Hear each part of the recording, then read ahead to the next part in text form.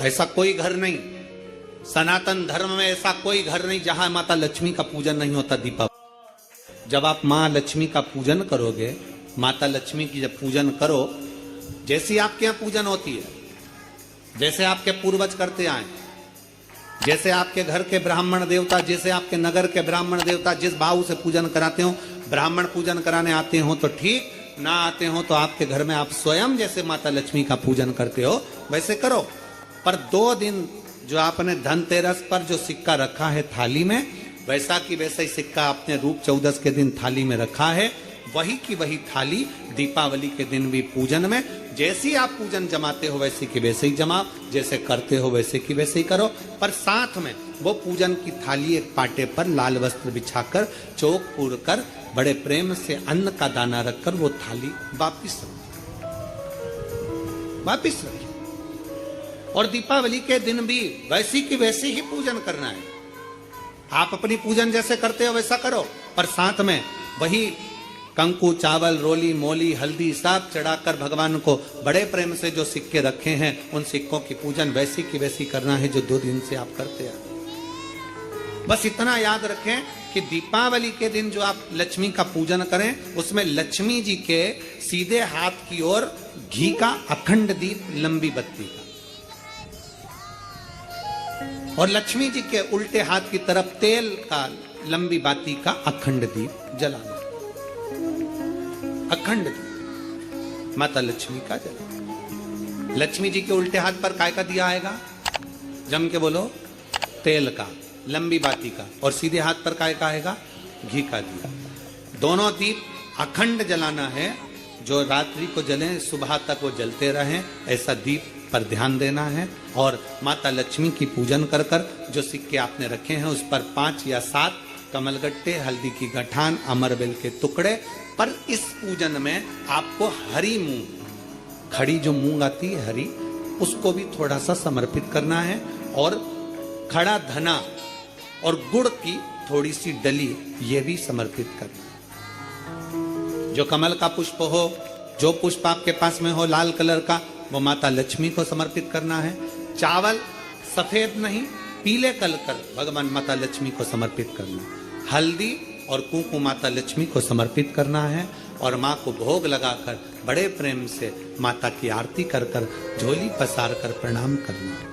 प्रणाम कर कर जब आप पूजन पूर्ण हो जाए, बड़े प्रेम से आनंद से आप लोग भोजन आदि सब करने के बाद में रात्रि का जो समय रहे, दीपावली की रात्रि का 11 बजे के बाद 11:30 से लेकर 12:30 के बीच में प्रयास करना कि किसी भी एक वृक्ष के नीचे, या तो पीपल या बेलपत्र या आंवला, किसी भी एक वृक्ष के नीचे रात्रि के समय पर जाकर एक दीप अवश्य लगाना घी का, और वापिस लौट कर आकर प्रयास करना कि कोई एक सिक्का, कोई भी 1 रुपया 2 रुपया, कोई भी घर में चारों तरफ घुमाने के बाद वो सिक्का अपनी अलमारी में, तिजोरी में या दुकान में जिसमें आप रख सकते हो उसको रखना। फिर अगले वर्ष आपसे बात करेंगे कि वो तिजोरी खाली तो नहीं हुई, बाबा ने भंडार भर कर रखा कि नहीं, उसने भरा कि ना भरा। प्रयास करें। लक्ष्मी पूजन का बस पूजन जैसे करते हो, आपके जैसे ब्राह्मण ने बता दिया, जैसे माता पिता ने बता दिया, जैसे पूर्वजों ने बता दिया, जैसे घर में करते आए हो वैसी की वैसी लक्ष्मी पूजन करो। ज्यादा ढोंग प्रपंच में नहीं पड़ना, किसी ने कहा ऐसा कर दो ना, किसी ने कहा वैसा कर दो ना। अपने आनंद के साथ आप लक्ष्मी की साधारण पूजन जैसे करते आए हो वैसे की वैसे करो। बस वो सिक्के की पूजन आपको 5 दिन तक करना है। तो दीपावली के दिन कौन सा दिन हो जाएगा? 3रा दिन पूर्ण हो जाएगा। फिर बेलपत्री के वृक्ष के नीचे, आंवले के वृक्ष के नीचे प्रत्येक अमावस्या को दीप लगाने जाती थी, उसका नियम था।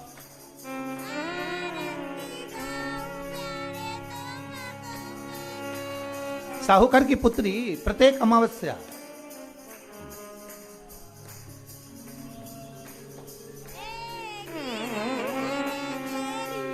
तीन दीप, एक बेलपत्री के नीचे, एक आंवले के नीचे, एक पीपल के नीचे लगाने जाते। महाराज आज नारायण ने कृपा कर दी, और क्या कृपा करी कि आज सरस्वती पार्वती और लक्ष्मी तीनों इन वृक्षों के नीचे जाकर विराजमान हो गए। पार्वती मैया तो पहले से ही बेलपत्री के नीचे है।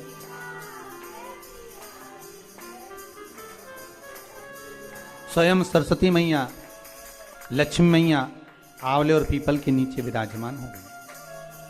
अब आज तीनों देवियों में बात हो रही है, आज तीनों देवियों में चर्चा हो रही है कि यदि आज अगर कोई दीप लगाने आया और पहला दीप जिसका लगेगा तो ये पक्का है कि मैं लक्ष्मी उसके घर में प्रवेश करूंगी।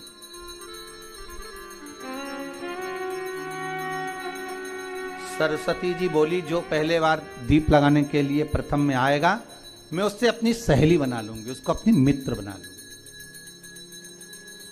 पार्वती जी बोली जो प्रथम दीप लगाने आएगा, पार्वती जी कहती हैं मैं भगवान शिव से कहकर उनका कल्याण करवा दूंगी। अब ये साहूकार की बेटी, वो साहूकार जो कहने का तो साहूकार था, धन पूर्व में बहुत था पर अब इसके पास में कुछ भी नहीं बचा था। देखिए सुख दुख तो जीवन में चलता रहता है, आज सुख है कल दुख है, फिर दुख है फिर सुख है, ये जीवन में चलता रहता है। भगवान ने दिया, हो सकता है पूर्व में आपके पास में खूब धन होगा, वैभव होगा, सत्ता होगी, फैक्ट्रियां भी होंगी, दुकान भी होगा, धंधा भी होगा, पानी भी होगा, सब कुछ, सारी सत्ता आपके पास में होगी, पर समय की घड़ी किसने देखी है साहब? कौन देखा घड़ी को, कौन देखा पल को? इसीलिए कहते हैं ना, बार बार कहते हैं तेरा पल पल बीता जाए, मुख से जप ले नमः शिवाय, ओम नमः शिवाय, ओम नमः शिवाय। बड़ी मुश्किल से मिलता है। घड़ी पल समय नक्षत्र कब बदल जाए किसको मालूम है? आज साहूकार के जीवन में था साहूकार कहने का, पर धन नहीं था, वैभव नहीं था, सब समाप्त हो गया था, कहीं पैसा चले गया, लग गया। महाराज बेटी ने वही दीप तैयार करे। दीपावली की अमावस्या नहीं थी, पर दूसरी जो अमावस्या थी उस अमावस्या पे उसने दीप लगाया। जैसे ही दीप लगाया, तीन देवियों ने आवाज लगाई, अरे सखी सुनो तो। साहूकार की बेटी बोली किसकी आवाज आ रही है? अरे सखी सुनो तो। सखी ने कहा क्या बात है? आवाज आई, तीन सुंदर स्त्रियां, बड़ी सुंदर युवती बनकर, सुंदर आभूषण वस्त्र पहनकर बैठी हुई थी। एक ही जगह पर तीनों बैठी हुई हैं। इसी को त्रिवेणी कहते हैं महाराज। जो त्रिवेणी का दिवाली पार्टी के लिए कांच के बर्तन, डैशिंग कर्टन्स, दियाज एंड मिर्ची लाइट्स। जो वृक्ष होता है उसमें तीन, त्रिवेणी का जो वृक्ष होता है उसमें दिए लगाने का बड़ा महत्व होता है, तो इसी को त्रिवेणी कहते हैं। तीनों बैठी हुई थी। अब तीनों बैठी, आवाज लगाया, हम आपको सहेली बनाना चाहते, सखी बनाना चाहते, आप हमारी सहेली बनेंगी? अब इस साहूकार की बेटी को लगा ये तो बहुत पैसे वाली दिख रही हैं, धनपति दिख रही हैं, और मैं तो गरीबड़ी, और ना जाने में अगर इनकी सखी बन गई तो फिर इनको क्या मुझे देना पड़ जाए, कोई भरोसा है? इसलिए शास्त्र कहता है कि मित्र भी बनाओ तो सोच समझ कर बनाओ। मित्र भी बनाओ तो सोच समझ कर बनाना। ज्यादा धनपति मित्र बन गया तो मन में आएगा कि जब ये घर आएगा तो इसको घृत का भोजन तो कराना ही पड़ेगा, घी का भोजन तो कराना ही पड़ेगा। इसलिए मित्र भी बने तो ऐसा बने कि जो आपके सम्मुख में हो, उसको धन और वैभव से मतलब ना हो, उसको सत्ता से मतलब ना हो, आप उसको केवल आप से मतलब, आपकी मित्रता से मतलब। साहूकार की बेटी ने कहा मैं आपको कल बताती हूं, मेरे पिताजी से पूछूंगी मैं आपको मित्र बनाऊं कि ना बनाऊं। ठीक है, चलिए घर पहुंची। पिताजी मुझे तीन सखियां मिली, एक सरस्वती है, एक पार्वती है और एक लक्ष्मी है। पीपल आंवला और बेलपत्र, तीनों महाविद्या। अच्छा, क्या कह रही हैं? सखी बनाना चाहिए। पिताजी ने कहा बन जाओ, सखी बनने में दिक्कत क्या है, बनो। अब दूसरी अमावस्या पे जब वो गई और जाकर उसने कहा कि मैं आपकी सखी बन सकती हूँ, तीनों प्रसन्न हो गई। तो उसमें से एक सखी माता लक्ष्मी ने कहा कि चलो आज तुम हमारे घर चलो, हम तुम्हारा सम्मान करना चाहते हैं। सखी को माता लक्ष्मी अपने घर ले गई। साहूकार की बेटी को जब घर लेकर गई, सुंदर सोने की चौकी, सोने की थाली और सोने के गिलास, पकवान एक से बढ़कर एक माता लक्ष्मी ने जब साहूकार की बेटी के सामने परोसे, इधर माता सरस्वती, इधर माता पार्वती नजदीक में बैठ गई और साहूकार की बेटी पकवान को पाने लगी।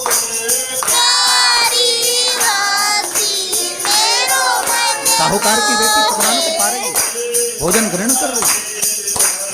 अब भोजन करने के बाद साहूकार की बेटी चली गई। अब जाते से माता लक्ष्मी जी ने कहा, सुनो सखी, अगली जो अमावस्या आ रही है, आपको मालूम है वो कौन सी अमावस्या है? नहीं, कहा दीपमाली, दीपावली के लिए। आपको मालूम है?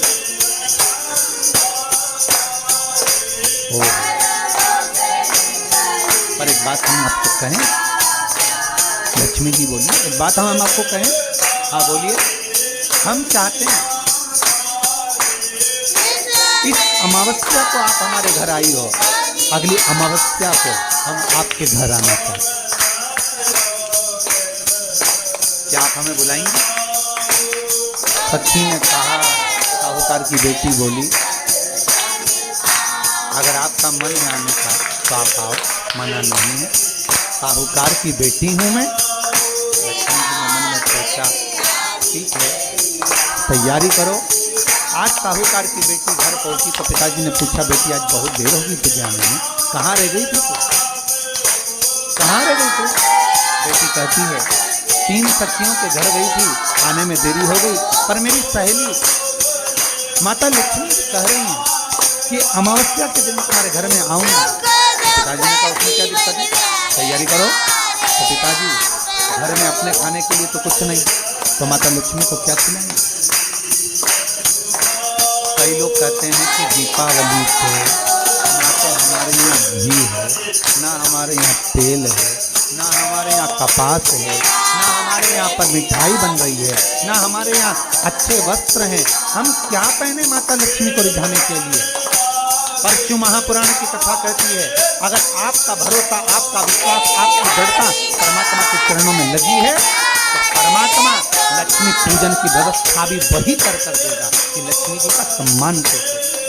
सर्वस्व हूँ मैं, पूर्ण हूँ मैं, सब कुछ हूँ, तू पूर्ण है ना? लक्ष्मी, तू अपनी जिंदगी में पूर्ण कब बनी? लक्ष्मी की आंख में जल भर गया, क्योंकि लक्ष्मी को एकदम वचन दिल से लग गया, क्योंकि नारी की पूर्णता कब होती है? जब उसकी गोदी में औलाद होती है। नारी कब पूर्ण है? जब उसकी गोदी में संतान है। अगर संतान नहीं है तो नारी पूर्ण कैसे मानी जाएगी? और नारी तो लक्ष्मी और भगवान विष्णु को तो श्राप लगा था कि तुम्हारे घर में औलाद नहीं होगा, तुम्हारे घर संतान नहीं होगा। सुवास का उनका श्राप था, दधीचि की धर्म पत्नी का, जिनके गर्भ से पिपलाद ने जन्म लिया था, वो पीपल के पेड़ के नीचे, वो सुभाष का श्राप था, नारायण मेरा श्राप है तुमको कि तुम्हारे घर में औलाद नहीं होगी। आज भगवान लक्ष्मी से कह रहे हैं, तू पूर्ण कर, तू इतना इंकार कर रही है, तेरी पूर्णता क्या है? तू इतनी अभिमतता में कूद रही है, तू कहती है मैं पूर्ण, मैं पूर्ण, मैं पूर्ण, तेरी पूर्णता है।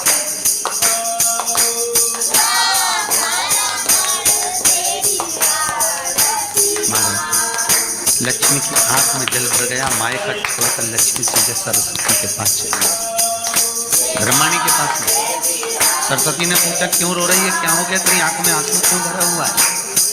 सरस्वती ने क्या बताऊं जी? वो लक्ष्मी बोली कि मेरे पति मुझको कह रहे हैं कि तू अपूर्ण है, तू पूर्ण नहीं है। पूर्ण नहीं है, वो अपूर्ण है। इतने में भगवान माता सरस्वती ने कहा, अरे तू क्यों रोती है, चल मेरे साथ चल, अपन चलते हैं, अपन पार्वती के पास चलते हैं। क्योंकि दुनिया में पूरी भूमंडल पर क्या पूरे देवमंडल के अंतर्गत केवल एक पार्वती ऐसी थी जो माताओं के अखंड सौभाग्य को देती थी, दुनिया को पूर्ण कर देती थी, दुनिया को किसी तरह से खाली नहीं भेजती थी, तो वो एक माता पार्वती। तो चल, इसलिए भारत की भूमि पर सबसे ज्यादा व्रत किसके होते हैं? पार्वती। तीज का व्रत पार्वती का, चतुर्थी का व्रत पार्वती जी का, छठ का व्रत पार्वती जी का, जितने व्रत करती है माताएं सब पार्वती के करती है। तो चल मेरे साथ, ले गई और सीधे माता उसी समय पर जब लेकर पहुंची, पार्वती पूछ रही है जी लक्ष्मी क्यों रो रही है, इसके रोने का कारण क्या है? लक्ष्मी को उनके पति ने कहा है कि तू पूर्ण नहीं है। इतने में माता पार्वती जी बोली, अरे सरस्वती जरा ध्यान लगा कर देख कि लक्ष्मी को उसके पति ने अपूर्ण क्यों बोला। सरस्वती ने ध्यान लगा कर देखा और ध्यान लगा कर बोली, पार्वती इनकी कोई संतान नहीं है ना, इसलिए इसको अपूर्ण कहा है। इतनी सी बात है, इसलिए अपूर्ण है, इसलिए इसको अपूर्ण कहा है। हाँ, तो उतने में रोने की क्या